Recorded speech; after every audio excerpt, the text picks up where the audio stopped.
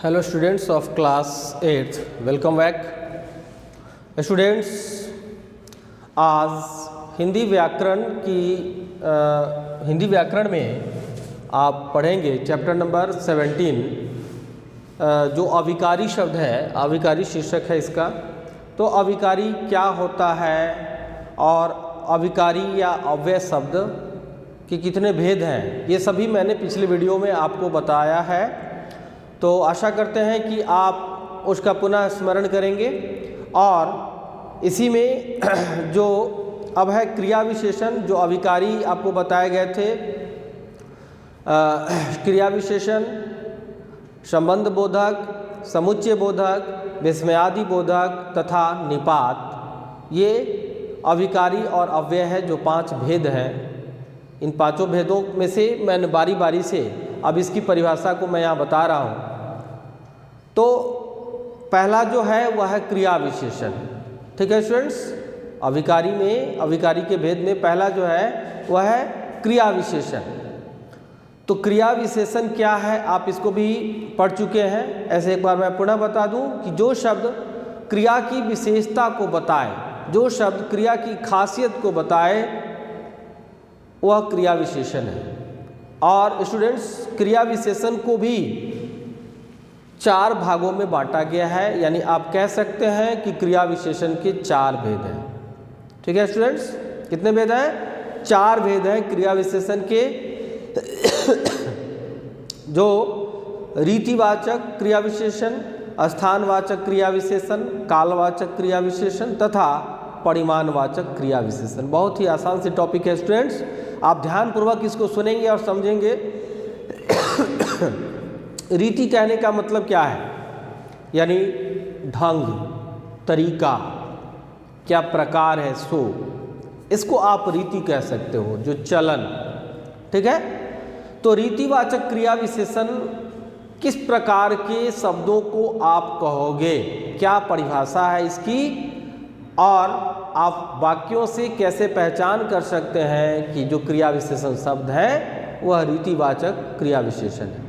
तो देखेंगे आप बोर्ड पर एक बार स्टूडेंट्स कि रीतिवाचक क्रिया विशेषण की जो परिभाषा है कि रीतिवाचक क्रिया विशेषण जिन क्रिया विशेषण शब्दों से क्रिया के करने की रीति यानी ढंग का बोध होता है, उन्हें रीतिवाचक क्रिया विशेषण कहते हैं। ठीक है स्टूडेंट्स, एक बार पुनः ध्यान कर लें कि जिन क्रिया विशेषण शब्दों से क्रिया के करने की रीति या ढंग का बोध होता है, यानी बोध होने का अर्थ है ज्ञान होता है या मालूम चलता है, उन्हें हम रीतिवाचक क्रिया विशेषण कहते हैं। अब इसकी पहचान आप कैसे करोगे? जो वाक्य अगर दिया गया हो तो कैसे पहचान करेंगे? तो उदाहरण के तौर पर मैंने यहाँ पर 2 उदाहरण लिया है स्टूडेंट। पहला, राम धीरे धीरे बोलता है। ठीक है स्टूडेंट्स, राम कैसे बोल रहा है? धीरे धीरे बोलता है। अब आप यहाँ देखेंगे कि इस वाक्य में बोलना शब्द जो है वह है क्रिया। ठीक है, जो काम को दर्शाता है, जो काम को बता रहा है कि राम के द्वारा कौन सा काम हो रहा है, कौन सा कार्य हो रहा है, तो बोलने का काम हो रहा है।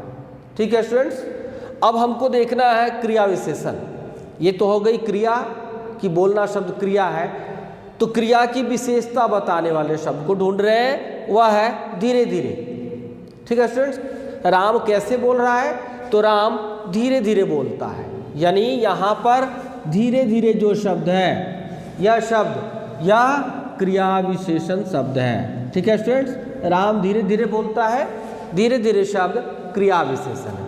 अब हम इसमें देखेंगे कि टाइप्स यानी प्रकार, यह रीति को बता रहा है। धीरे धीरे शब्द जो है ढंग को बता रहा है, इसीलिए इस शब्द क्रिया विशेषण शब्द को हम रीतिवाचक क्रिया विशेषण शब्द मानेंगे। ओके स्टूडेंट्स,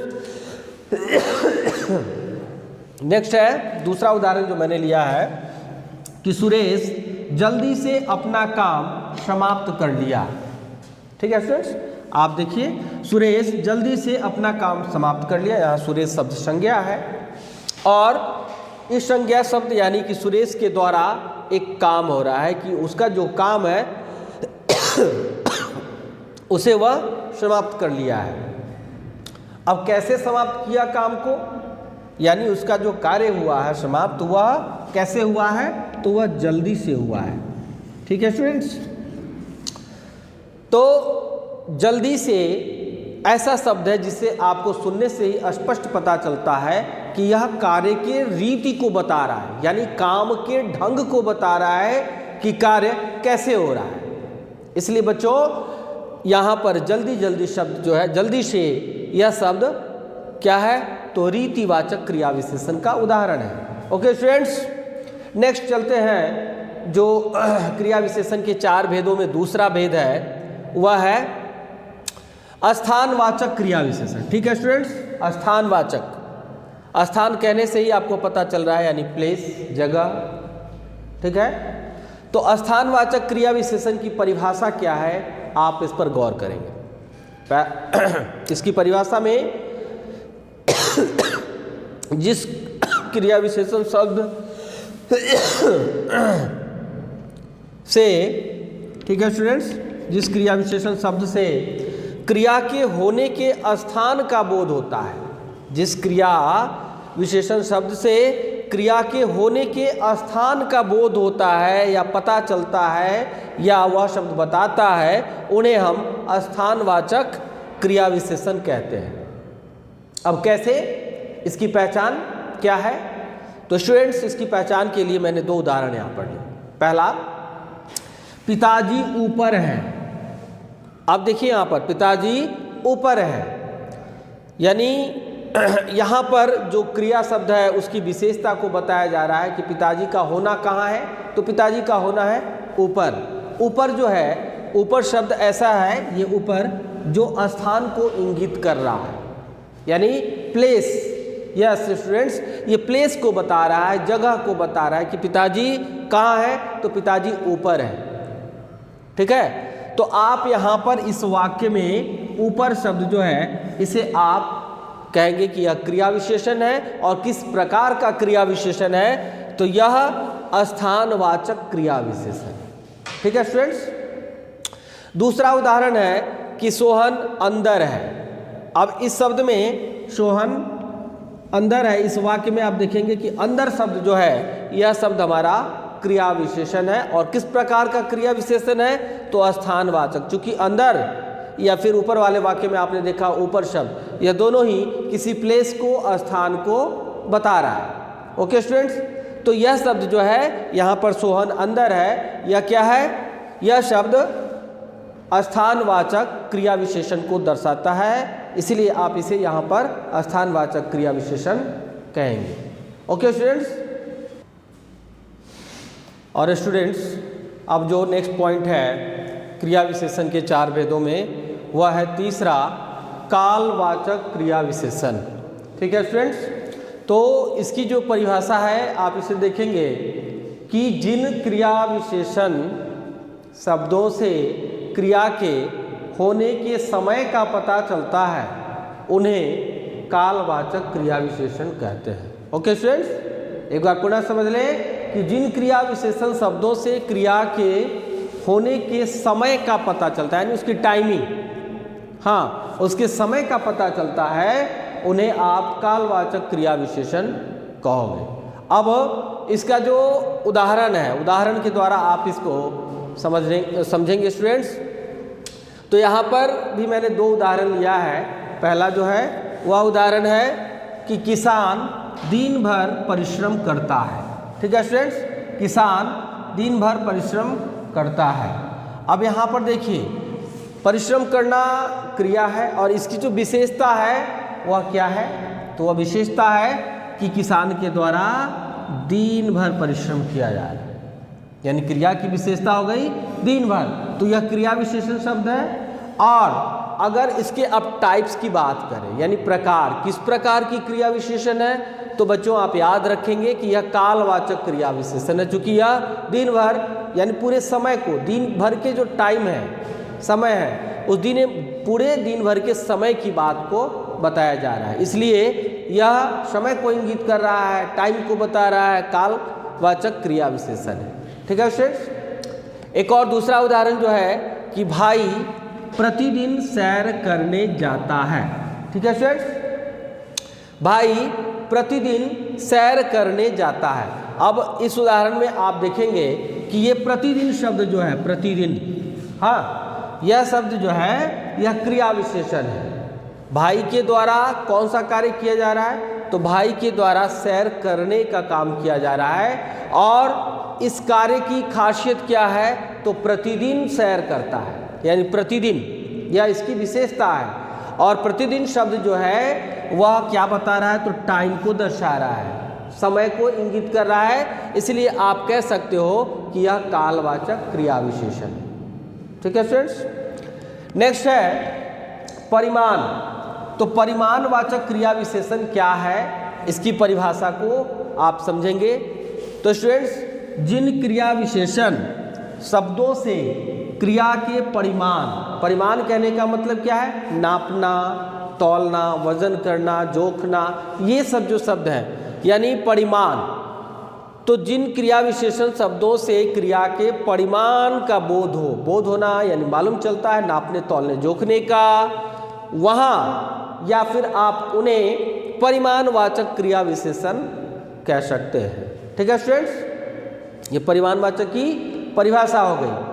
अब इसकी जो उदाहरण है, दो एग्जाम्पल इसका मैंने यहाँ पर भी लिया है। तो पहला है कि सुनील कम बोलता है। ठीक है स्टूडेंट्स। अब यहाँ देखिए, आप देखेंगे स्टूडेंट्स कि बोलना शब्द जो है वह क्रिया है। किसके द्वारा बोली जा रही है?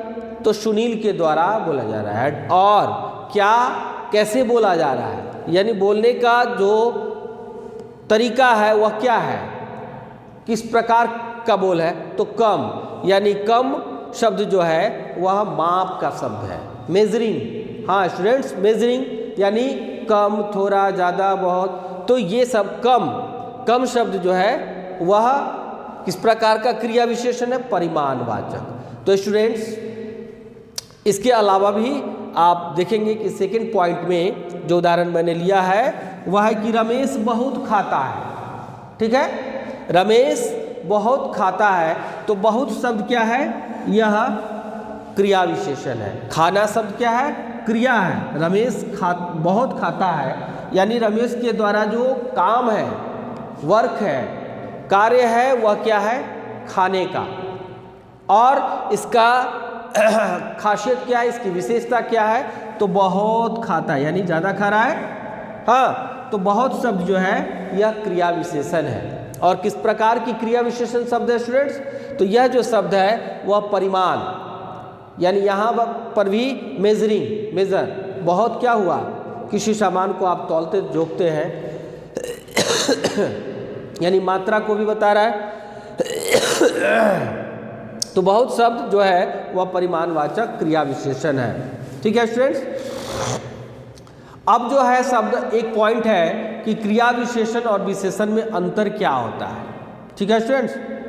तो संज्ञा और सर्वनाम, इसे आप समझेंगे कि संज्ञा और सर्वनाम की विशेषता बताने वाले शब्दों को हम लोग क्या कहते हैं? विशेषण कहते हैं। आप याद रखते हैं, याद रखेंगे कि संज्ञा और सर्वनाम शब्दों की विशेषता बताने वाले शब्दों को विशेषण कहते हैं, जबकि क्रिया की जो विशेषता बताई जाए, यानी कार्य का जो तरीका है, प्रकार है, उसकी जो खासियत है, विशेषताएं हैं, उसे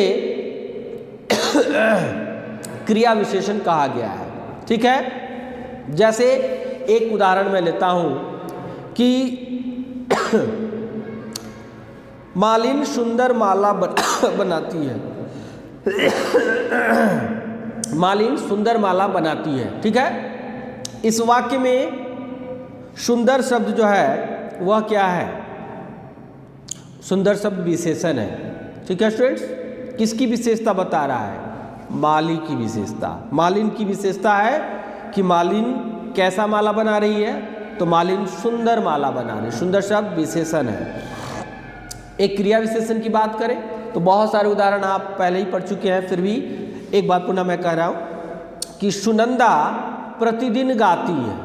ये एक वाक्य हुआ, सुनंदा प्रतिदिन गाती है। तो गाना शब्द क्या है स्टूडेंट? गाना शब्द जो है वह क्रिया है और उसकी विशेषता क्या हो गई कि वह यानी सुनंदा प्रतिदिन गा रही है। तो प्रतिदिन शब्द क्या हो गया, क्रिया विशेषण। ओके स्टूडेंट्स, तो यहाँ पर स्टूडेंट्स चैप्टर नंबर 17 अविकारी शब्द और उसके जो भेद है, उन भेदों में क्रिया विशेषण का जो 4 भेद है इसे आपने पढ़ा। और चैप्टर 17 पर जो एक्सरसाइज दिए गए हैं आप संध्या में होमवर्क में इसे करके 7 बजे से 8 बजे के बीच ग्रुप में सेंड करेंगे। Okay students, thank you all of you.